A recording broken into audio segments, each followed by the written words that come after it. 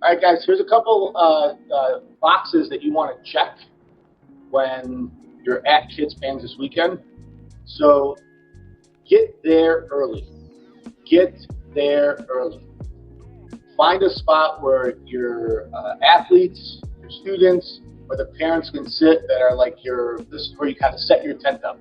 So anytime they're walking around, going throughout the vendors, and seeing myself or some of the other people out there, you know where you go back to when you just want to get off your feet.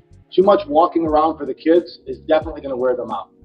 They're already starting to experience an adrenaline rush, and if we get an adrenaline rush and a dump too soon, then it's definitely going to show up on the mat. And from a competition standpoint, I would avoid asking the kids, are you ready?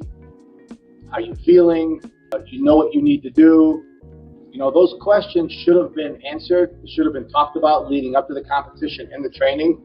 And I'm sure your coach or yourself as a parent have checked all the boxes, how to prepare technically and tactically for the kids jiu-jitsu. So give them their own space. Do not let them overeat too much. If anything, hydration is probably the most important thing they can do the night before and that day. Let them weigh in, check their weight, weigh in, walk up to the holding area, just so they can see where they're going to go when it's time for them to check in. Let them know where their coach is going to be teaching them, or let them know where their coach is going to be yelling instruction from what area. And, a couple other tips are, if the athlete can take the match closer to the coach, so if the coach is on this side and your opponent's coach is on this side, if they could bring the match and the fight to this side, that's always better because they're a little bit closer to their coach and they're going to hear the voice. And then as far as warm-up, every kid's a little different. I personally do not like warm-up. I will ask my students at my school if they need a warm-up, if they like a warm-up. I don't like the warm-up.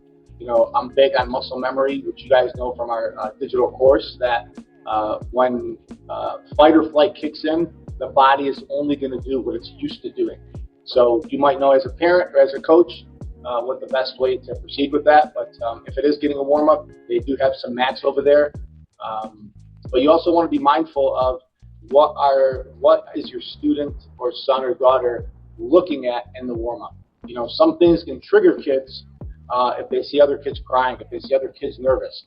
If your kid is constantly looking around at other kids, like in the warm-up area and the bullpen, you want to see what that means to them. You want to see looking around at other students. If they're seeing nervous kids or confident kids, what is their reaction for the kids? So these are just some different things that you want to be mindful of. If you have any questions about preparation or the competition or the venue or anything, reach out to us, let us know. We'll be happy to kind of point you in the right direction.